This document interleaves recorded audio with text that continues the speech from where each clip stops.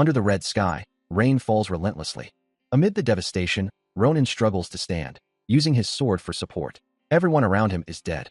As Ronin rises to his feet, he realizes that countless comrades have fallen in battle. Unable to accept this reality, he curses in frustration. At that moment, he hears a voice accusing him of being careless. Startled, Ronin turns around, remarking that it never expected to encounter such a powerful human on Earth. Enraged by the fact that the creature, Ahyuti, is still alive, Ronin grips his sword tightly. Ahyuti is a massive otherworldly being with 4 wings and 4 horns. The giants known as Ahyuti appeared in the Empire 20 days earlier and wreaked havoc for unknown reasons alongside 3 other giants. After countless battles, only Ahyuti remained, and now even he is on the verge of death. Ronin stomps on Ahyuti and declares that because of him, half of the Empire has turned into a vast cemetery.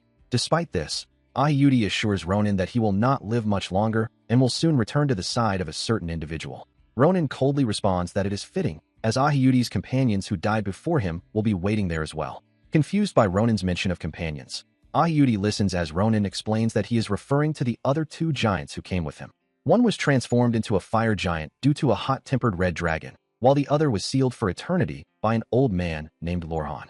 Ronin curses Ahyuti, asking if he finally understands.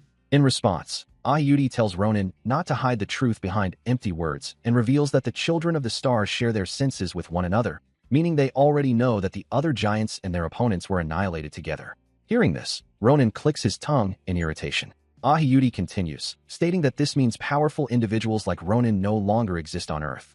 Ronin bluntly replies that he is still alive, prompting Ahyuti to warn him not to become overconfident, as his time is nearing its end. Ahyuti admits that he is relieved, because had Ronin realized his potential earlier and devoted himself fully to training, he would have become a serious obstacle to Ahyuti and their long-cherished ambitions.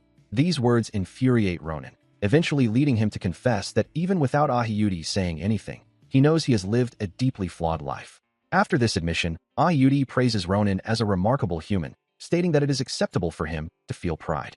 However, he warns that the human world will soon be engulfed by starlight and vanish entirely. Immediately after those words, Ronin takes down Ahyuti with a single strike. With sorrow-filled eyes, Ronin quietly asks what Ahyuti expected him to do about events that have already occurred. At that moment, he hears a voice calling out for help, saying that she cannot move due to her injuries. Recognizing the voice instantly, Ronin searches desperately and realizes with relief that she is still alive. Despite his wounded body, Ronin finally finds her and expresses his happiness that the Grand Commander survived. However, his relief turns to shock when he notices that her right arm has been severely injured. Her name is Adeshan. Ronin comments that for someone who holds such a high command position, Adeshan is in extremely poor condition. Hearing this, Adeshan responds humorously, saying that Ronin is only a corporal, so he is not particularly impressive himself. She then asks whether Ahyuti is dead. Ronin confirms that he killed him. Upon hearing this, Adeshan feels relieved and begins to sob as she thanks Ronin repeatedly. He quietly watches her cry and then smiles, suggesting that if she is truly that grateful, she should listen to his request. Ronin expresses regret over wasting his days by fooling around, which left him unable to accomplish much, and he feels it is unfair that he is now facing death. Adeshan softly asks what Ronin would do if, by some chance, he were to survive. Ronin smiles and says there are many things he wants to do, but as he looks up at the sky, he admits that the only thing he can think about right now is wondering what it would have been like to attend the academy. Adeshan is confused by this, so Ronin explains that Ahyuti's final words have been troubling him. More importantly, his late sister's wish was for him to attend the academy.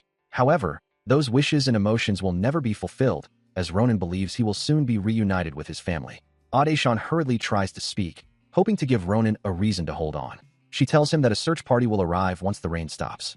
Ronin responds that he already told her he is a lost cause and asks why she keeps saying things that will not change anything. Suddenly, something unexpected occurs. Both Ronin and Adeshan notice that the rain abruptly stops, and an overwhelming surge of energy fills the area, triggering a violent earthquake. Ronin looks up at the sky in shock and sees an enormous creature with 8 wings, accompanied by several 4-winged creatures. Ronin stands up, wondering where these creatures crawled out from. Adeshan is equally shocked and terrified as she realizes that the 3 giants were not the end of it. She comes to the devastating conclusion that for the 3rd time, she has failed to save the world. Now she has only one chance left, yet she cannot think of any possible way to succeed. As despair overwhelms her and she feels herself giving up, Ronin's voice snaps her back to reality. When she opens her eyes, Ronin tells her to pull herself together and urgently instructs her to use telekinesis or any other ability to launch him into the air, as his sword cannot reach the enemies from the ground. Adeshan is stunned by his words. Seeing her hesitation, Ronin asks whether she intends to let the giant creatures live. While stammering, Adeshan asks if Ronin is truly planning to fight them in his current condition. Ronin shouts back, confirming that he is going to fight and asking whether she plans to just sit there and wait for death. He draws his sword and declares that even if he dies, he will at least deal some damage to those creatures. Adeshan's eyes widen in disbelief as she watches Ronin refuse to give up, even in such dire circumstances. She realizes that this is the kind of man he is, and that is why they managed to come this far. This realization makes her believe that if it is Ronin, then perhaps something can still change. She stands up, feeds Ronin a glowing blue orb, completely catching him off guard. Shocked, Ronin demands to know what thing did he just ate. Ignoring his question, Adeshan whispers something into his ear. Still in disbelief, Ronin asks what she could possibly be saying at a time like this. Adeshan smiles and tells Ronin that if they meet again, he must tell her not to do anything reckless and to become a tailor instead. She admits that she has done many things in her life, but nothing quite like becoming a tailor. At that moment, the eight-winged creature prepares to unleash an attack that neither of them can avoid. Suddenly, Ronin sees the glowing blue sphere once more. When he awakens, shouting the Grand Commander's name, he finds himself standing in an entirely different environment. As Ronin looks around, he realizes in disbelief that the place he is in is none other than his hometown, Nibutan. Ronin has returned to the past. After returning to the past, Ronin sits beneath a tree, realizing with disbelief that Grand Commander Adeshan's words were truly correct. He recalls the moment when, only for her to whisper that what he swallowed was an orb capable of turning back time. She revealed that this was how she, once merely a tailor, managed to rise to the position of Grand Commander. Although the orb allows a person to regress up to 4 times, she had already used it 3 times, leaving only one remaining chance.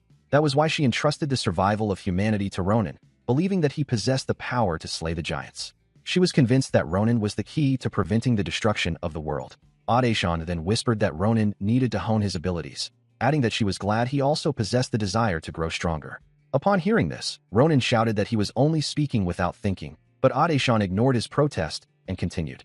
She told him that if he truly wanted to learn, he must go to Philion Academy, a place filled with outstanding individuals. She was certain it would greatly benefit him. Thinking about all this overwhelms Ronin, causing him to grow frustrated as he repeats, shouting that if this is a dream, he needs to wake up immediately.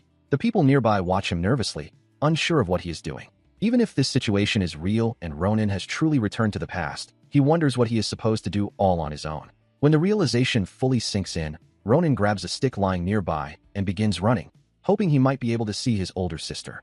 He runs through the crowded streets with a smile on his face, thinking that if he has truly gone back in time, then he will finally be able to meet her again. However, Ronin suddenly notices a group of delinquents bullying a boy and stops in his tracks, wondering why they are hanging the boy upside down, and begins walking toward them, remarking that these people have not changed at all, even in the past. As Ronin gets closer, he is shocked to realize that the boy is not hanging by a rope, but by magic. Someone with magical talent was a rare sight, even on the battlefield, so there was no way such a person should be found in a rural town like this.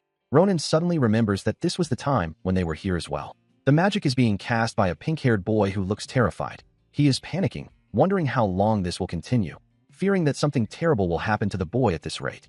Meanwhile, the boy hanging upside down is crying and begging the bullies to stop, insisting that he truly has no money. Soon after, the golden-haired bully shifts his attention to the pink-haired boy and orders him to lift the brown-haired boy higher, all the way to the top of the tree, since he still has not paid any money. Hearing this, the pink-haired boy is shocked and nervously protests, saying that he cannot do that. He explains that if he lifts the boy any higher and loses control by accident, the boy could die. He threatens the pink-haired boy to shut up and do as he is told, warning that if he refuses, Asel will end up hanging beside the brown-haired boy. The pink-haired boy, whose name is Asel, becomes visibly terrified upon hearing those threatening words. This makes Asel question why things have turned out this way, causing him to wonder whether it was wrong for him to learn magic when all he wanted was to prove that he was good at something as well. Asel wants to tell the golden-haired boy that he cannot do it anymore, but he is too terrified to even speak. Overwhelmed by fear, Asel begins to cry while forcing himself to talk, and just as he is about to beg the golden-haired man to stop, Ronin suddenly steps in. Ronin strikes Asel on the head with a stick, snapping it as he shouts for him to stop, warning that the brown-haired boy will die if he continues. After being hit, Asel loses control of his magic, causing the brown-haired boy to crash into the ground. Seeing this, the bullies react immediately, and the golden-haired man turns around in anger, shouting at Asel and demanding to know what he thinks he is doing. He yells at Asel, furious. The golden-haired boy marches toward Asel, while Asel nervously tries to explain that he did not do it on purpose. At that moment, Ronan steps forward to shield Asel and tells him not to worry about trash like that, instructing him instead to focus on Ronan. Ronan states that he has something to discuss with Asel now. While the golden-haired man continues shouting angrily, Ronan ignores him and calmly asks Asel where he learned telekinesis magic. Asel nervously explains that he learned it from a grimoire he purchased from a traveling peddler. Ronan is surprised to hear this and finds it impressive that Asel has achieved such proficiency using such an inexpensive grimoire. Ronan finds it remarkable, knowing that with more observation, he will understand even better, especially considering what awaits when he eventually confronts the giants. While Ronan is lost in thought, the golden-haired boy suddenly draws a real sword. Hearing the sound, Ronan turns around in surprise and realizes that the golden-haired man is holding an actual weapon. Enraged, the golden-haired man demands to know whether they dare to ignore him. He remarks that Ronan seems overly confident simply because the golden-haired boy intentionally lost to him in the past, but declares that today he will correct Ronan's attitude. With that, the golden-haired boy charges straight toward Ronan, who calmly waits for him. Ronan notices that the golden-haired boy is wielding a long sword and wonders where he obtained it. Despite that, Ronan observes that the attacker's stance is poor. While raw strength might work against ordinary people, it will not work against Ronan. He effortlessly dodges the attack, shocking the golden-haired boy. Although Ronan's body is younger now, the combat instincts ingrained in him during his time as a disciplinary soldier remain unchanged. The golden-haired man smiles coldly and says that Ronan was lucky, claiming that he was planning to make sure Ronan would never be able to lift even a spoon again. Ronan responds calmly that he knows he is lucky today, even though he has been unlucky his entire life. Since things have escalated this far, the golden-haired man smirks and tells Ronan to kneel, promising to spare his life. Ronan touches his own neck with a cold expression, saying he is very afraid. The golden-haired boy continues, threatening that if Ronan is killed, he will make sure to take care of Ronan's sister. Hearing this, Ronan's anger erupts, and he demands to know if the man is talking about his sister. The golden-haired man confirms it, making disrespectful remarks about her appearance. At that instant, Ronan completely loses his composure and injures the man's ear in a single motion. The golden-haired man screams in shock, dropping his sword as he realizes his ear has been injured. The other three bullies freeze in terror at the sight. Ronan steps closer, calls him an idiot, and coldly asks whether he wants to die. Seeing the golden-haired boy crying while clutching his wound terrifies the other three bullies, especially after realizing that Ronan injured the golden-haired man's ear using nothing more than a branch. None of it makes sense to them. Ronan then calls out to them, asking why they are just standing there watching. He repeatedly kicks the golden-haired boy and warns the others that if they do not want to end up like him, they should immediately take him and leave. Ronan further threatens them, demanding that they also leave behind all the money they obtained through their scam, along with some extra compensation for putting him in a bad mood. Terrified, the three bullies immediately agree and hand over all the money they have. After collecting it from the scammers, Ronan gives the entire amount to the brown-haired boy, telling him that it all belongs to him. Holding the large bag of money, the brown-haired boy stammers in disbelief, asking if Ronan is really giving him everything, especially since it is far more than what was originally taken from him. Ronan tells him it is fine to keep it, explaining that he is already satisfied with the long sword. He then reassures the boy not to worry about revenge, saying that those bullies will not even be able to lift their heads again. Hearing this, the brown-haired boy immediately thanks Ronan for helping him. Ronan waves his hand and tells the boy to stop thanking him and go home quickly. Suddenly, Asel nervously speaks up to get Ronan's attention. Hearing his voice, both Ronan and the brown-haired boy turn to look at him. Asel nervously apologizes to the brown-haired boy and begins to cry, saying that he knew he should not have done it no matter how much Hans threatened him, but he was too scared to resist. He continues crying, blaming himself and repeatedly apologizing. Seeing this, the brown-haired boy takes a deep breath and smiles, remarking that Asel has been crying like that ever since the first time Hans dragged him there. He adds that Asel cried the same way the first time he was pulled into this situation, and when he saw Asel back then, he felt that they were in the same position. Asel listens quietly with tears filling his eyes, but the brown-haired boy places a hand on Asel's shoulder and tells him not to blame himself too much, explaining that he knows it is not Asel's fault. Still, he thanks Asel for apologizing. After that, the brown-haired boy bows and takes his leave, while Asel waves goodbye. Ronan watches this exchange, then exhales quietly, thinking that Asel might not be such a bad person after all. Ronan approaches Asel and asks if he remembers when Ronan said earlier that he had some business with him. Asel becomes flustered when Ronan touches him and quickly responds that he remembers. Ronan turns around, saying that is good, and starts walking away, telling Asel that they will meet again in 3 days. Hearing this confuses Asel, so he asks Ronan what he means by that. While walking away, Ronan waves his hand and says that he is busy right now and that they will meet then, adding that it would be better if it is when the moon rises. Ronan suddenly draws his sword and glares back at Asel, warning him that he knows what will happen if Asel does not show up. Asel becomes terrified at the sight, and Ronan starts running off, calling out that he is leaving first and that Asel should not be late. After Ronan disappears, Asel stands there wondering what that was all about. The scene then shifts to Ronan standing nervously in front of his home, wondering whether the flowers he picked might be too much. He remembers that his sister liked them, so he cut the stems the way he had seen before. Still unsure, Ronan mutters to himself and decides to throw them away. However, as he speaks out loud, the door suddenly opens and his sister steps out, saying she was wondering who was standing outside, only to realize it is Ronan. Startled, Ronan quickly turns around as his sister asks if he is coming inside. During Ronan's time as a disciplinary soldier, he thought thousands of times about what he would say to his sister when he finally saw her again. He wondered whether he should apologize for leaving without a word or tell her how much he missed her. He replayed these thoughts endlessly, but those were words that only Ronan, the disciplinary soldier, could say. Now, in the present, with his sister standing right in front of him, there is only one thing Ronan can bring himself to say. Ronan's sister comments that he is home early today, and those simple words make Ronan feel warm inside as he quietly replies that he is back. Later, at the dining table where the food has already been prepared, Ronan's sister is visibly surprised. She admits that she never thought she would live to see the day when her cold brother would give her flowers. Ronan's older sister's name is Iris. She looks genuinely happy as she receives the flowers, which makes Ronan nervous as he tells Iris that he is glad she likes them. Iris affectionately calls Ronan her cute little brother and asks whether he has eaten enough or if he would like more stew. Ronan feels grateful, yet awkward, because she is fussing over him so much. Ronan then asks Iris about her age. She tells him that she is 22 and asks why he suddenly wants to know. Ronan replies that he simply forgot, which shocks her, and she scolds him, saying that it is not something he should forget. Iris stands up from her chair and asks if Ronan's head hurts or if he might have a fever.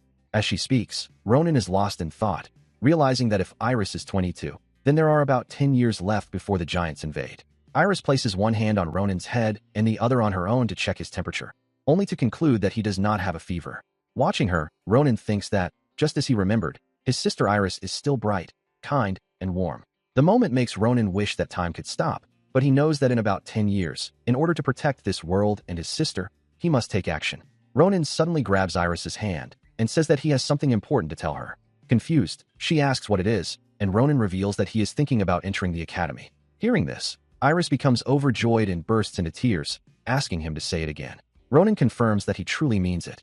Iris responds that Ronan never listens to her whenever she brings it up. Immediately after, she rushes off excitedly, saying she does not have time for this and begins searching for something. She cheerfully says that she always knew this day would come because Ronan is very smart and will excel at anything he does. Ronan nervously thanks Iris, and soon she returns holding a large pot. She happily tells Ronan that it is a gift for him. When Ronan looks inside, he is shocked to find a large amount of money. He asks how she managed to save so much, and Iris explains that she had been secretly saving it to surprise him. If Ronan ever changed his mind about attending the academy, she wanted to be ready to support him immediately. Ronan praises her, saying how amazing she is, and asks when she managed to gather all of it. He tells her that he truly appreciates her kindness, but insists that she should use the money herself, as it still would not be enough. Confused, Iris asks what Ronan means, explaining that this is more money than it looks like, and that even if she does not know which academy he plans to attend, it should be sufficient. Ronan interrupts her and reveals that he wants to enroll in the Imperial Institution, Philion Academy. Hearing this, Iris is utterly shocked and lets out a loud cry. The Imperial School, Philion Academy, is the Empire's most prestigious educational institution. It boasts the continent's most outstanding professors, and with the Imperial family's immense financial support, it provides the finest education available. Its reputation is so great that it is often referred to as a factory of heroes, and its status stands above all others.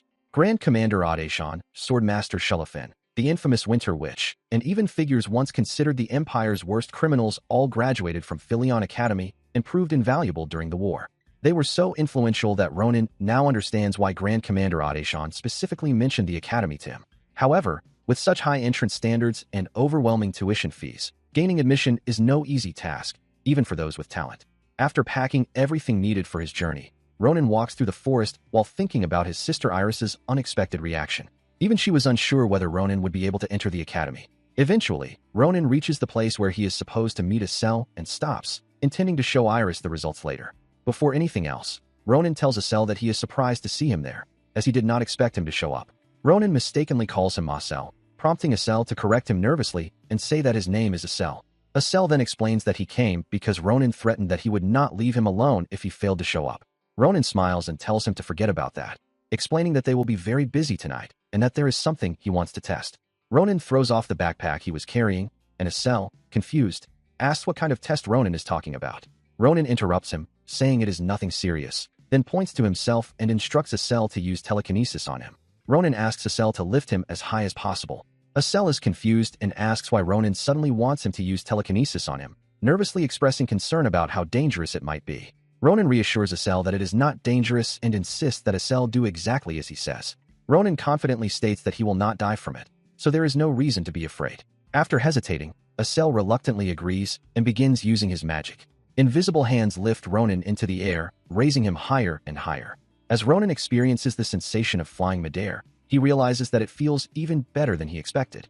Although the height and stability are still lacking, the feeling reminds him of the past. During his battle with Ayuti, it was telekinesis magic that allowed Ronan to fight on equal footing with the giant. Ronan smiles as he looks at Asel, silently praising him. Telekinesis is an extremely rare ability, even among mages, who are rare to begin with. This means that Asel will become a crucial asset in Ronan's future battle against Ayuti. Ronan thinks that this is a promising start. However, Asel soon becomes exhausted and informs Ronan that controlling the power is becoming difficult, asking him to come down.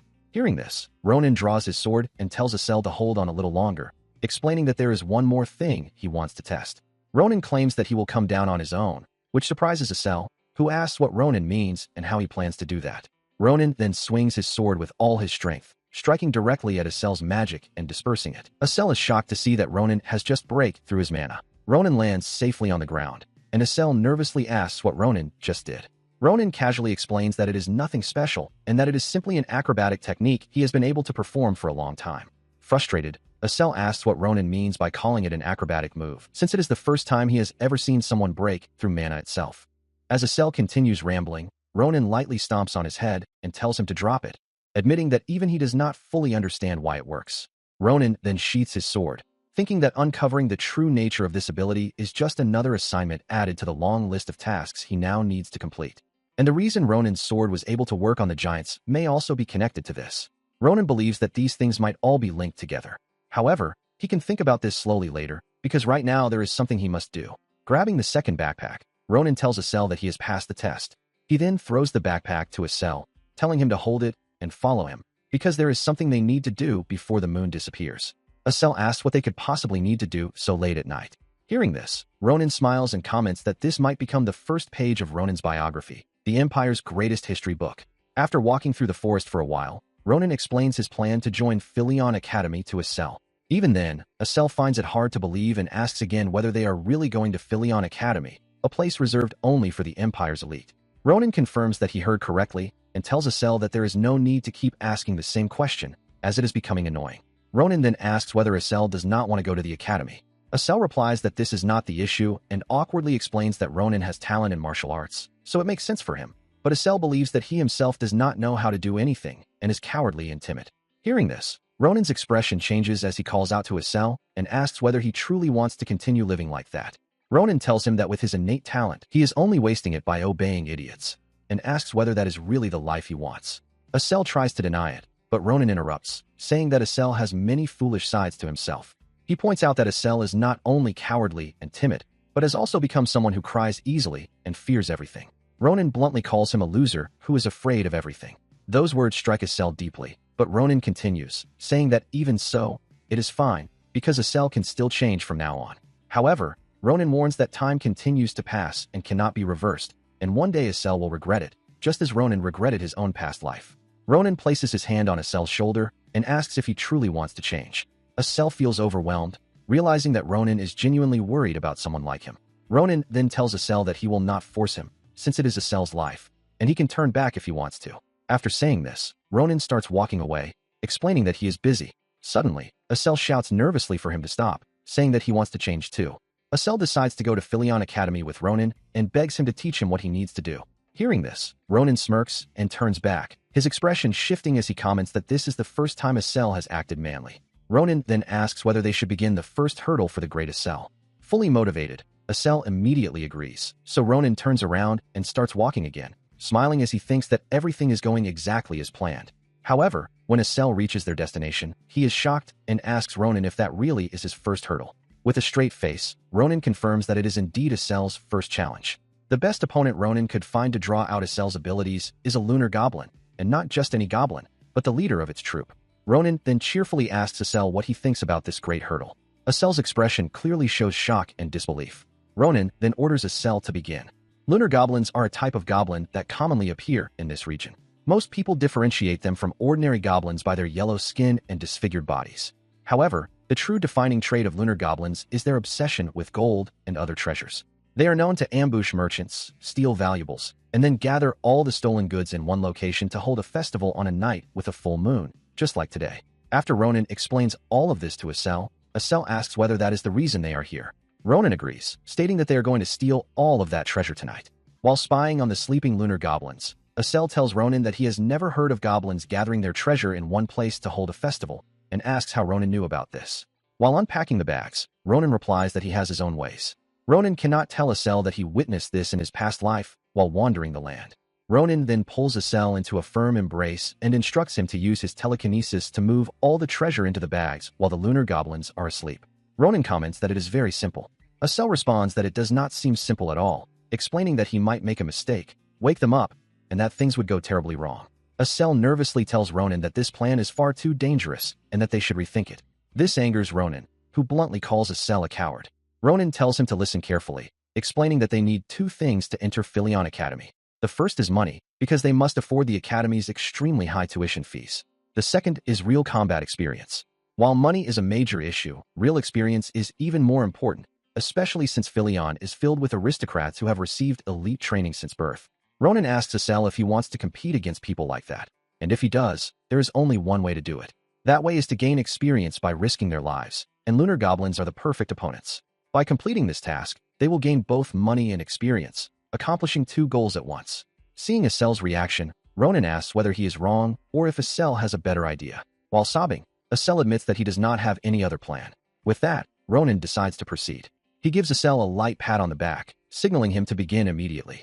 After some time, Acel successfully uses telekinesis to steal the gold from the sleeping lunar goblins. Slowly but surely, all the treasure is transferred, and Ronan fills every bag. Ronan pats Acel happily, reminding him that experience truly is the best teacher. Acel agrees that the plan worked. In truth, Ronan had not expected Acel to adapt so quickly, which makes him realize that Acel is more capable than he initially thought.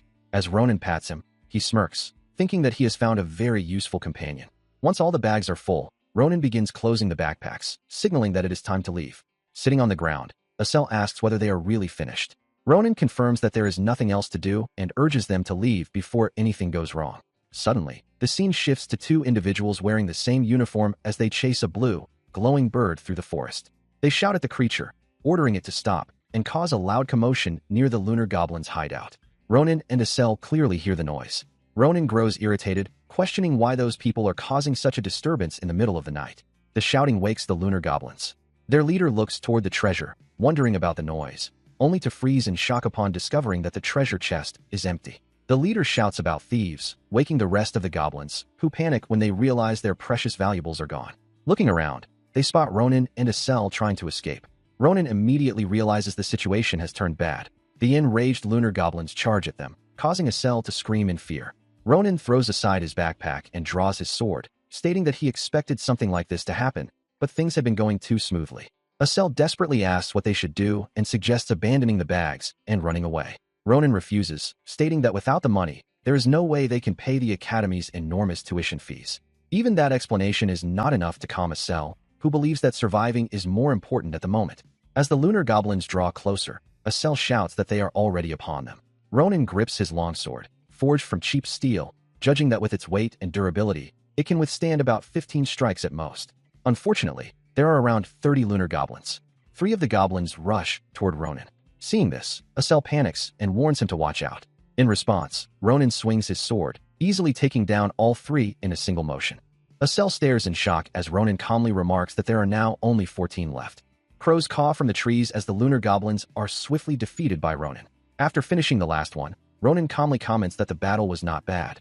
Acel, who witnessed the entire fight, is left in complete amazement, finding what he saw almost impossible to believe. Ronan took down 3 goblins in a single frontal strike. and when the remaining group rushed toward him, he vanished for a brief moment and reappeared instantly. In the blink of an eye, he took down the goblin leader as well. Asel never imagined Ronan could create such an overwhelming display. Ronan then turns around and glares at Asel, asking why he is standing there, completely spaced out. Startled, Asel quickly apologizes. Ronan tells him there is no need to apologize and urges him to hurry up and gather their belongings because they are leaving immediately. After packing everything and resuming their journey, Ronan rubs his shoulder, commenting that the fight was more tiring than expected. He had assumed they would travel comfortably, but nothing ever goes exactly as planned. Ronan thinks about how his shoulders are already sore from dealing with the goblins and wonders if it is because he is still growing. With that thought, he resolves to train his body even harder from now on. Asel then asks about the terrifying shriek that had woken the lunar goblins earlier. Ronan replies that he does not know the exact reason either, recalling how they suddenly heard loud shouting while stealing the gold. He mutters that those people caused unnecessary trouble by screaming in the middle of the night, and if he ever finds them again, he will make sure they regret making things so difficult.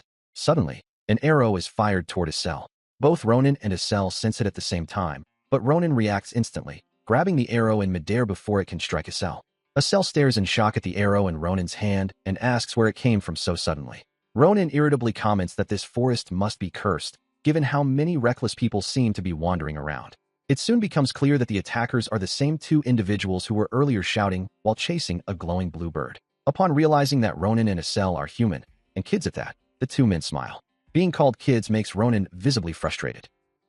The two men approach them, apologizing while glancing at the bags of gold, explaining that they heard rustling sounds and assumed it was a monster. They even joke among themselves that they were nearly responsible for harming someone. The black-haired man steps forward and asks if they are injured, extending his hand. Ronan immediately stops him, stating that their explanation is nonsense and pointing out that their expressions give them away. The two men look confused as Ronan sharply tells them to stop pretending and answer honestly, demanding to know who they are. Their expressions shift upon seeing Ronan's serious gaze. The black-haired man laughs and walks closer, claiming that he forgot to introduce himself properly. Without warning, he silently draws his weapon and announces that they are members of Calaboro before attacking Ronan. Upon hearing the organization's name, Ronan grabs the man's wrist mid-attack and strikes him, sending him staggering back. The golden-haired man, frustrated, rushes toward Ronan, but Asel quickly intervenes by using his telekinesis to restrain him. The golden-haired man freezes in place, shocked to realize he cannot move at all. Seeing this, Ronan turns to Asel and compliments him. He then forces the golden-haired man to drop his weapon, picks it up, and creates distance. Confused and panicked, the golden-haired man asks who Ronan really is, but the next moment he collapses, defeated. Asel trembles and asks if the man is dead. Ronan confirms it, asking why he would spare someone who tried to kill them, especially someone affiliated with Calaboro. Asel is horrified to hear the name. Calaboro is a notorious organization known for poaching, kidnapping, regarded as one of the Empire's most dangerous criminal groups. Ronan explains that if he had not acted, Asel might have been captured and never seen again. Letting members of such an organization live, Ronan says, would be a crime in itself. Suddenly, one of the bags belonging to the two men begins to move. Ronan tells Asel to stop panicking and collect the supplies, but the bag suddenly lifts into the air, startling both of them. Ronan turns sharply, demanding to know why the bag is moving. Asel explains that the men were carrying it before they were stopped. The two cautiously approach the bag, with Asel wondering if it contains a poached animal. Ronan replies that they will find out once they open it. When Ronan loosens the bag, glowing blue eyes shine out from within. The creature bursts free and takes flight into the air. Watching it hover, Ronan tilts his head and wonders aloud what kind of strange bird it could be. The bird has blue feathers. Seeing it, Asel happily tells Ronan that it is his first time seeing a blue bird. Ronan, slightly confused, comments that it is also his first time seeing one. He then notices the shackles on the bird's feet and wonders if they are Calaboro's magic restraints. Calaboro's poaching shackles are artifacts that disrupt the captive's mana and restrict movement. Ronan thought they were only used in rare cases or when capturing fantastical creatures, so he assumes that this blue bird must be one of them. While Ronan is still explaining this, a magic circle suddenly appears and asks for a response, announcing that the connection has finally been established. Asel is startled and becomes frightened, leaning toward Ronan and shouting that the bird just spoke. Ronan, annoyed, asks if Asel truly believes that and explains that it is simply communication magic. Ronan then reasons that since contact was established immediately after the bird was released, the bag they found likely had a mana-blocking function. Ronan starts walking and comments that the person on the other end is probably the bird's owner. The voice hesitates before confirming this and introduces himself as Varen, a researcher of fantastical beasts at an institution. Varen explains that the blue bird's name is Marpez and that he is its owner. He adds that no matter how many times he tried to communicate before, it never worked, and he was about to file a report, so he is extremely relieved now. Varen then apologizes and asks for Ronan's name. Without revealing it, Ronan replies that they are righteous passers-by who encountered poachers while traveling. He explains that the poachers had taken Marpez, and he simply states that they rescued the bird. Varen is shocked to hear that Marpez was kidnapped, admitting that the thought crossed his mind, but he never expected it to be true. He expresses deep gratitude and says he is unsure how to repay Ronan. Meanwhile, Asel remains captivated by Marpez's beauty. Ronan tells Varen there is no need for repayment, but asks how they should return Marpez, as the bird looks exhausted from being restrained. Ronan asks if removing the shackles will allow it to fly properly. Varen confirms that it will, and explains that Marpez has a strong homing instinct, so once freed, it will return on its own. Ronan draws his sword and strikes the shackles. Marpez is startled at first, but quickly realizes the restraints are gone.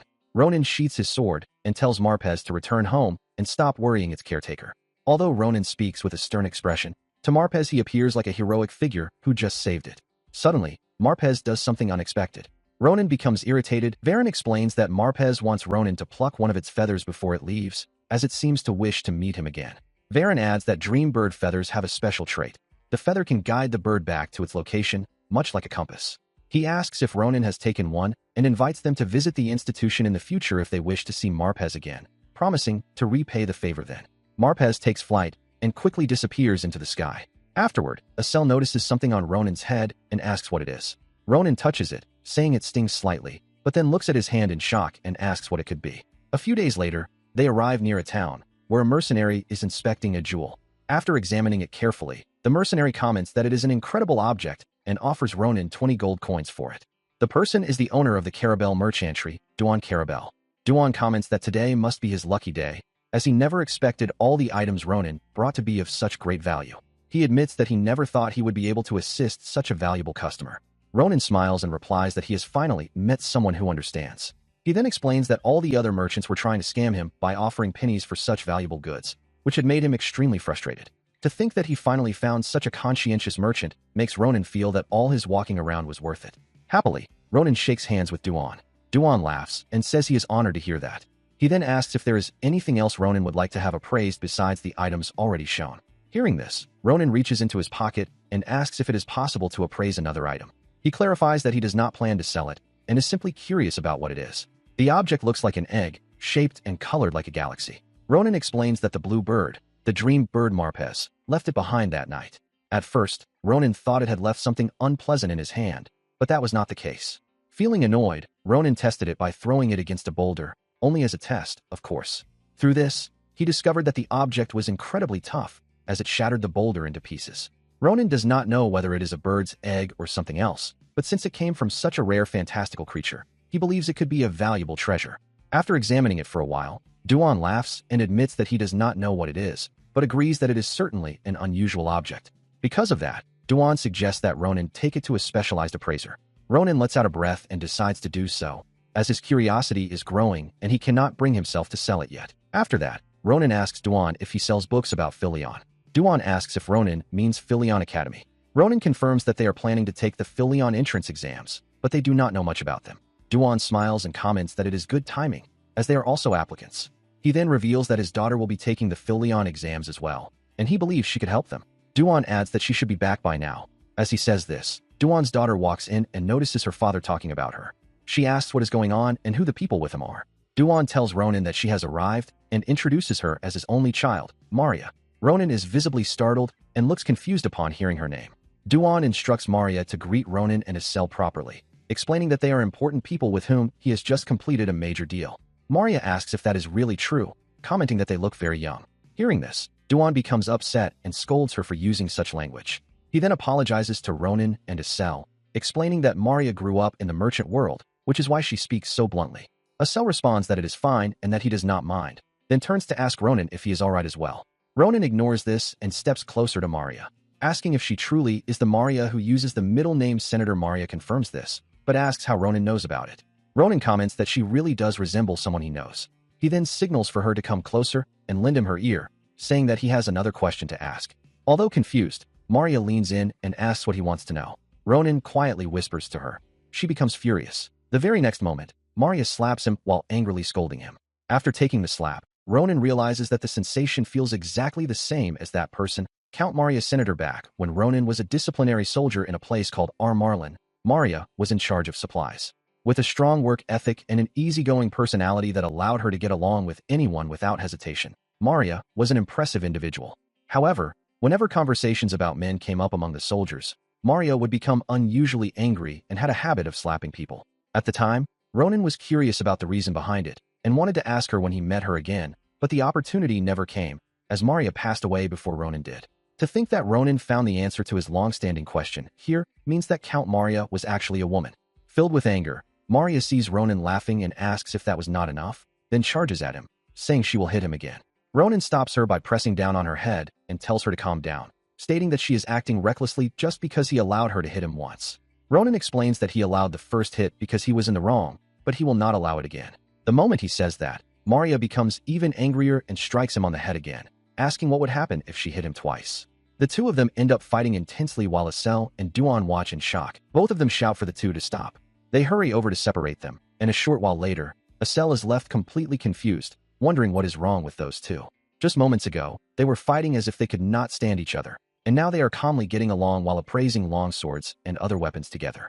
Maria counts 3 swords and a magic wand, then asks why the attackers left Ronan and Estelle with 3 swords, even though it would have been difficult for them to carry all of them. Ignoring that question, Ronan asks if it is fine since he tends to use swords rather roughly, then asks how the weapons are overall. Maria replies that they are not bad at all, but points out that the black iron sword is the best among them. She explains that black iron is quite sturdy, which makes it a valuable material, and that renowned knights often seek swords made from it.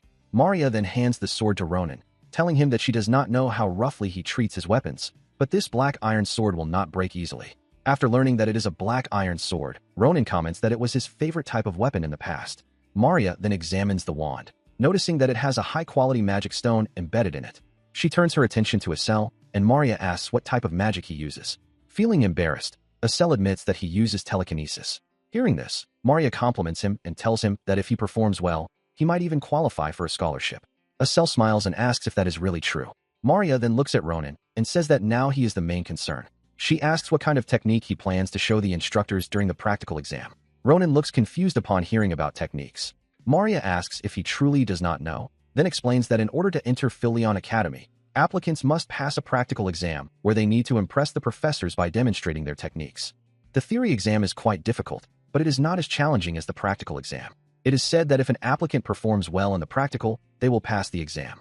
In other words, if Ronan does not demonstrate his worth, he should forget about entering the academy. Ronan takes a breath and remarks that a swordsman should only need to be skilled in swordsmanship. He then asks Maria what applicants usually demonstrate during the practical. Maria explains that most nobles showcase their family's secret techniques, while martial artists and other applicants demonstrate their personal mana combat techniques. Ronan is surprised to learn that children of that age can use mana even if they are not officially mages. Maria, confused, asks what he means, explaining that at Philion, students are expected to do exactly that. One must consistently sense their own mana and apply it in combat, the very foundation of martial training. However, for Ronan, this is unfamiliar. He does not understand what Maria is talking about. She asks if he does not even know how to sense his own mana. Ronan shrugs and comments that it seems similar to using aura. Maria is shocked and dismayed, realizing she is speaking to someone who believes that aura and mana are the same, yet plans to enter Philion Academy. Ronan, noticing her reaction, asks why she is making such a fuss.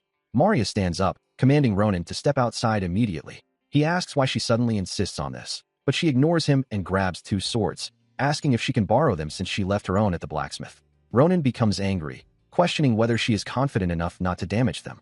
Maria reassures him, promising that she will finish before anything happens, and if the swords are damaged, she will compensate him 3 times their value. She then tells Ronan to stop talking and follow her, explaining that she will give him special training. Maria begins to explain. Mana is the root source of natural power. Like air, it exists everywhere in the world. However, that does not mean anyone can use it. To harness mana, one must sense and feel their own energy, a skill known as mana sense. Reaching this stage depends on training, innate talent, and personal effort, but it typically takes about a year to begin sensing mana. Philion's prospective students have long surpassed this stage. After mastering their own mana techniques, they apply to the academy. After explaining this, Maria asks if Ronan understands the concept of sensing mana. Ronan does not even know the difference between mana and aura, yet he wants to enter Philion, which baffles Maria. She agrees that while aura is a type of mana, The difference between them is as vast as the sky and the earth. Ronan, surprised, asks if it is really that different. Maria continues, explaining that even those whose talent has been recognized train for a minimum of 10 years and, through relentless effort, barely achieve enlightened innate power, which is called aura. After finishing her explanation, Maria asks if Ronan understands a little. Ronan, still confused, replies that he understands just a little. He recalls encountering aura users on the battlefield who would brag about their powers and use unusual techniques that were both impressive and annoying, though, in the end, they could still be defeated. Maria completes her explanation and asks if they should begin training, noting that Ronan will learn faster through action rather than theory. With that, she charges at Ronan, and their swords clash. Maria and Ronan clash their swords, and the moment their blades meet, Ronan realizes just how talented Maria is. Despite her young age, she exerts tremendous power and is skilled in dual wielding. He cannot tell from the clash whether her style involves mana or not, but her strength and precision are undeniable. Meanwhile, Maria herself is astonished. She had planned to finish Ronan in a single strike, fully confident that she could demonstrate the power of mana and make him give up the test. Instead, she finds herself being pushed back and wonders if this is the skill of someone who supposedly cannot use mana. During their sparring session, Maria swings her sword with all her strength, deeming the situation impossible. Ronan, bouncing her back with a precise counter, instructs her to dodge instead of block on his next attack. Startled, she instinctively evades the strike, landing safely and exhaling, commenting that hesitating would have been disastrous. She smiles at Ronan, acknowledging that he is truly exceptional. Ronan smiles back, saying the same goes for her. Ronan sheaths his sword and tells Maria that, aside from mana, she is naturally talented with a blade. However, her center of gravity is slightly off, and if she corrects it, her skill will improve immensely. As he starts to leave, Maria, confused, asks where he is going and points her sword at him, challenging him and asking if he thinks he has won. Ronan ignores her and reminds her to honor her promise to pay threefold if the sword breaks. At that moment, the sword cracks and shatters into pieces, shocking Maria. She asks, bewildered, when it happened, and Ronan turns to her, telling her to prepare the sword's replacement cost. Asel arrives and calls out to Maria, complimenting her for her efforts. He can somewhat understand what she must be feeling in this moment. Ronan, exhausted, begins walking and tells Asel to hurry. Asel runs to catch up, while Maria wondering who Ronan and Asel really are. The next day, the merchants prepare to depart, packing their goods. Ronan visits Maria to collect his payment, but she hands him something extra, a stack of books. Along with the money, Maria gives him Philion theory workbooks and summaries she prepared. She smiles, asking Ronan if he really needs them, given that only 1 month remains until the exam. Ronan confirms that he does, but he questions why she has gone to such lengths. Approaching her with his sword, he jokes that if she plans to trick him, it will be useless.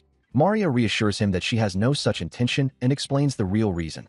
She has taken a liking to them and wants to help them succeed. She smiles, emphasizing that this is a free service, offered to ensure they all pass. Asel beams at the gesture, and Ronan accepts it gratefully, impressed that it is free. Maria had intended to teach Ronan personally, but due to their departure schedule, he will need to study independently. She warns that if he fails after receiving all this, she will not let it slide. Ronan, amazed by her dedication, reminds her that she must pass the exam as well. After finishing their preparations, they watch as Maria departs in a carriage, waving goodbye and promising to see them in the capital on the day of the exam. Maria also instructs Ronan to make sure he reads through all the books she gave him. Asel waves back at Maria happily, while Ronan reflects that he needs to train his weak body and study, two things that have never gone smoothly for him. But despite the struggle, it's not an unpleasant feeling. Ronan begins walking, and life after returning home settles into a familiar routine. He eats with eye roll, and seeing how well he devours his meals makes her extremely happy. He eats until his stomach is nearly bursting each time. Fueled by the calories, he hunts monsters on the outskirts of the village, gradually increasing his stamina and adaptability. He continues until there are no monsters left nearby. Alongside this, he dedicates time to studying, a task unimaginable for a former disciplinary soldier. Yet no matter how much he studies, he struggles to memorize the eating etiquette of the North. Despite the uncertainty of the outcome, he perseveres, and finally, a month passes. They reach the main stage of the story, Valen, the capital city. At its heart stands the Empire's premier educational institution, the White Tower's small city. Asel is awestruck by the beauty of the capital, complimenting it as a masterpiece and feeling incredibly motivated. Ronan interrupts him, asking what he's doing standing in the middle of the street, and scolds him to stop and hurry inside, or they'll be late for the exam. Flustered, Asel instantly turns back and apologizes, but he flinches, which confuses Ronan. Asel explains that he's just fascinated by how much taller Ronan has grown in only a month. Hearing this, Ronan tells him to stop talking and punches him lightly in the face, urging him to hurry inside. As they walk, Ronan thinks that since they are now in Phil-Leon, they might get a chance to meet Sword Saint Schlieffen, a descendant of the prestigious Grancia Swordsman family. Schlieffen is a genius considered the strongest in the Empire. Being the same age as Schlieffen, Ronan wonders if they might cross paths during the exam, though it doesn't concern him much. Suddenly, Asel asks if Ronan has that thing. Ronan, confused, asks what he means. Asel clarifies that he is talking about the feather of the dream bird they saved, the feather that is supposed to lead them to its owner. Ronan pulls out the feather, explaining that he packed it before leaving because he remembered the old man lived in the capital and had planned to visit him after the test. Unexpectedly, the feather begins to move, pointing them toward the highest floor of a nearby building. Meanwhile, inside an office, the old man sighs, telling Marpez that being a professor has been difficult and wonders if he should return to research. Marpez chirps, and the professor smiles, asking if the bird is cheering him on. He pats Marpez, who clearly enjoys it, and resolves to continue teaching to repay the hero who saved the bird. The professor is Philion's zoology professor, Varin Fanashir, a warlion by nature. He begins walking to open a window for ventilation, thinking about what he would do if their hero arrived today. He is shocked when he opens the window to see Ronan smirking outside, commenting that he didn't even knock, yet the window opened. Marpez and Varin are both startled, but Ronan recognizes the blue bird, Marpez, from before and asks Varin if he is its owner, and we're human at that. Their terrified screams echoed throughout Phil-Leon that day. In shock, Varin asks Ronan about his identity and how he managed to come through the window, especially from one of the top floors. Ronan, acting as casually as ever, comments that they scared him, saying he thought he was going deaf. Asel adds that's why he suggested taking the stairs. Varin, however, is bewildered and anxiously asks if they are here for Marpez. But Ronan shows them the feather, prompting Varin to ask if they are the heroes. After calming down, Varin apologizes. Sitting on the sofa, he tells them to forget about it. Ronan replies that he already said it's fine, so there's no need to keep repeating it. He continues, jokingly pointing out that if anyone is to blame, it's Asel, since he climbed through the window. Asel, confused, explains that it was Ronan who told him to use telekinesis because the stairs were inconvenient. Hearing this, Ronan smirks and messes with Asel's face, telling him to keep quiet. More importantly, Ronan remarks that this situation wasn't what he had imagined. He never expected that the owner of the bird, a warlion, a rare type of warhuman, would also be a professor at Phil-Leon. Varin smiles, admitting that he too was confused to think that their heroes were merely entrance applicants. Varin adds that he's disappointed. Had he known beforehand, he would have prepared a recommendation. But since the exam is today, all he can do is hope they succeed. If they fail, he promises to help them next time. Ronan comments that it's an unlucky thing to say and rummages through his pocket. He reassures Varin that it's fine and explains that he has something to ask. Since time is limited, Ronan pulls out the egg-like object and shows it to Varin. Varin is shocked at first, but upon closer inspection, he realizes it is a dream bird egg. Grabbing the egg, Varin asks if Ronan means that Marpez laid it. Ronan, confused, asks what's wrong and wonders if it's really so surprising that a bird laid an egg. Varin clarifies that Marpez is not just any bird, it's a dream bird. More surprisingly, Varin has no idea what will hatch from the egg. Ronan is perplexed, arguing that by common sense, a bird egg should hatch a bird. Varin explains that dream birds are different from ordinary birds. Depending on the surrounding environment, a dream bird will absorb unique mana and produce an egg accordingly. For instance, in a lava-filled area, a phoenix wrapped in flames may hatch. In a monster's nest, the hatched dream bird may resemble a monster. In some cases, it might not even resemble a bird at all. Varin continues, bragging that by analyzing the mana emitted from an egg, one can often predict the form the dream bird will take. However, this particular egg contains a myriad of mana, making its eventual form entirely unpredictable. It's a bit embarrassing for Varin to admit, but at this moment, he cannot say with certainty what exactly this egg is. Ronan, with a mildly surprised expression, comments that Varin is placing so much meaning on a mere egg. He then turns to Marpez, asking where the bird had been wandering to lay an egg like this. Varin interrupts, asking if Ronan would be willing to look after the egg. Ronan confirms that he doesn't mind, but he asks if Varin would really be comfortable with him taking care of something so precious. Varin admits that it is indeed very precious because a dream bird only lays one egg in its lifetime. However, the fact that Marpez laid this egg in front of its heroes suggests that the bird felt something special. Marpez chirps happily upon hearing that. Varin explains that he wants to respect his friend Marpez, with whom he has spent so much time, and so he will leave the dream egg in Ronan's care. Ronan accepts, claiming that he is also curious to see what will hatch from it. He then stands, saying it's almost time to leave, as they have completed what they came to do. Seeing this, Varin asks them to wait for a moment. He stands and searches for something, explaining that he had been thinking about what to give Ronan and finally came up with a great idea. He hands Ronan a scroll, revealing that it will assist him with hatching the egg. Both Ronan and Isel are visibly confused. Sometime later, in the practical testing hall of Galleon Castle's main building, all the martial arts applicants are seated in the waiting area. Some pray, some inspect their weapons, and others prepare mentally. The instructor announces that the exam for applicant number 111 has concluded, and now it is applicant number 112's turn. Nervously, the next applicant stands and enters the room. Ronan, seated nearby, thinks to himself that after applicant 112, it will finally be his turn, though they are making him wait far too long. He glances at Maria, who sits next to him, and asks if she feels the same. Maria replies that the exams always run this way. Ronan then questions why she is wearing such an uncomfortable outfit. Maria smirks, explaining that she paid extra attention to her appearance because Philion is a private academy attended by nobles. They might become valuable clients in the future, so she ensures she doesn't look shabby. Ronan acknowledges her effort with a smile. Maria sighs softly, commenting that it would have been nice if their dear Isel were here. Ronan replies that there is nothing they can do, as the magic testing hall is located elsewhere. He adds that he would be glad if Isel is not crying by himself. The instructor announces that the exam for applicant number 112 has concluded. The applicant emerges, looking utterly exhausted and thinking he is doomed. The instructor then calls applicant number 113 to enter. Ronan realizes that it is finally his turn. Maria encourages him to stay calm and do his best, warning that if he fails, she won't let him off easily. Before entering, Ronan waves at her, assuring her that he already knows and thanks her for the heartfelt support. Ronan tells Maria that he will be back and steps into the room, standing before the professors of Philion. He notices that they all carry an extraordinary presence, but the old man in the center, Krava Kurtir, the headmaster, and the woman beside him, Naby Rose, stand out even more. Ronan rarely felt such intense vigor, even in his past life. Naby Rose is the swordsmanship instructor and holds the title of Grand Sword Saint. Ronan bows respectfully and introduces himself. Krava greets him in return and introduces himself as well. He then explains that Ronan will be practicing against a magically engineered dummy to demonstrate his technique, and asks what Ronan has decided to show the professors today. Ronan replies modestly that it's nothing special, just a fast and clean strike. He reaches to unsheath his sword, noting that this should be sufficient for a dummy. The professors react with surprise.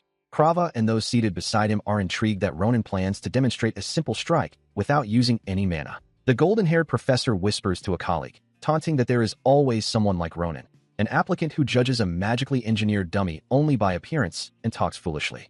The silver-haired professor agrees, noting that if the applicant comes from a distant country town, they might not understand. In reality, the dummy is equipped with defensive capabilities to withstand aura and possesses rapid regeneration. It is a product of precise magical engineering. The golden-haired professor continues, mentioning that even the so-called genius Schliffen barely left a mark on such a dummy, and wonders what Ronan plans to show. Both laugh at their own humor. However, Krava hears every word clearly and feels they are being disrespectful, especially with Ronan standing right in front of them. He wonders what might happen if Ronan proves them wrong.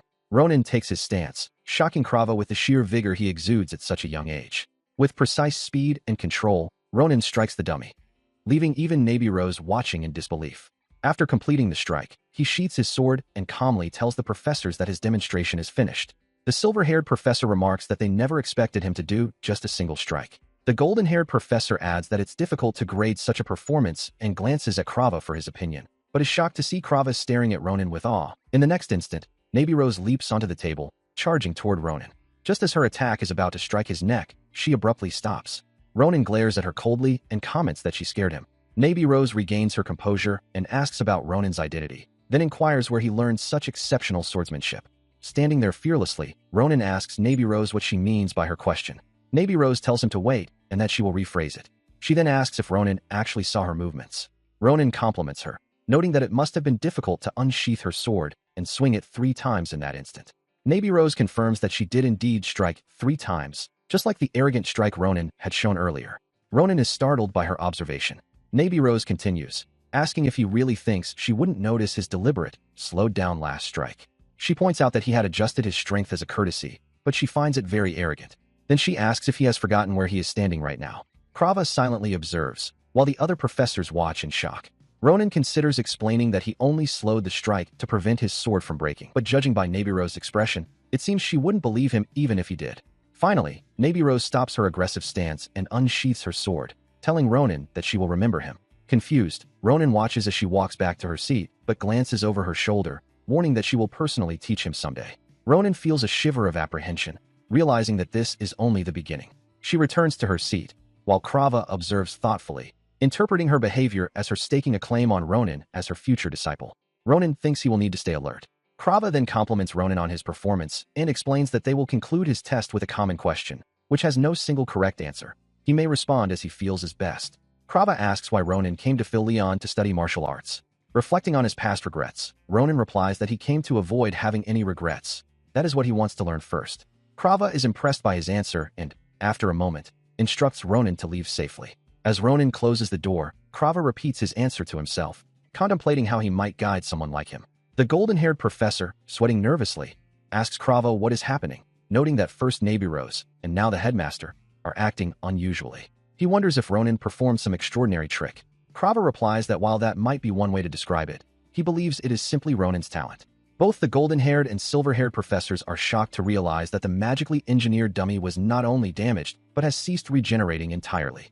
Outside the room, Ronin reflects on Nebiro's movements during the test. Even with his past experience, he realizes that he might not be able to guarantee victory against her. He acknowledges that, despite the challenges he has faced, encountering Nebiro shows that he still has a long way to go. Smiling, he feels that coming to Phil Leon was the right decision, confident that he will learn a great deal here. After that, Ronin heads toward the written test. With a month of preparation behind him, he assumed it would be easy, or at least, that's what he thought. The reality, however, was far different. He finds himself sitting on the ground, convinced he is doomed. Despair washes over him as he thinks his life is destined for failure. Seeing Ronin in this state, Maria comments that she never imagined he wouldn't be able to answer even half of the test. Turning to Estelle, she asks why this happened, though she is certain she had instructed Ronin to review the materials in his bag. Estelle nervously explains that Ronin had taken the study materials and moved his bag, but in his intense focus, he completely forgot about it. He admits it is all his fault and claims that this wouldn't have happened if he had reminded Ronin. Hearing this, Maria is amazed and exclaims, asking if such a fool truly exists. Maria then asks if Ronin has been like this ever since the test ended, and especially when the announcement for the results approached. Grabbing both of Ronin's hands, she lifts them up and tells him to stop grumbling and get up. She reassures him that everything will be fine, since the practical test carries more weight, and with Ronin's skills, she is certain he has passed. Suddenly, a magic circle appears in the academy, startling all the applicants. One student shouts that the results have finally arrived. A large board materializes, displaying the names of all students who passed. Estelle and Maria move closer to inspect it. Estelle realizes that it is the list of successful examinees. Maria comments that the results arrived much faster than she expected.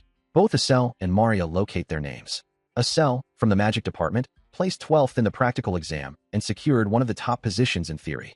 Maria, from the martial arts department, ranked 9th in both practical and theory. They exchange shocked glances, filled with joy and pride. Maria hugs Estelle happily, celebrating their success, and pats him on the back, noting that he topped the theory test. Estelle, still in disbelief, asks if that's really true. Maria points to the list, confirming it. Although two others share the top spot in theory with Estelle, he still ranks first among them, a remarkable achievement. Overjoyed, Estelle modestly attributes it to luck. Maria then turns to ask about Ronin's rank, only to be stunned. Ronin is standing in full shock, exclaiming that he knew he wouldn't pass. Ronin falls into despair, wondering how someone like him could possibly attend the academy. Maria, shocked by the news, asks if it's really true. Estelle is equally stunned. Maria grabs Ronin's face, opening his eyes, and tells him to stop joking. She asks him to look carefully, insisting that there is no way he could have failed. Suddenly, a flame descends from the sky and strikes the results board, surprising every student present. Maria quickly recognizes it.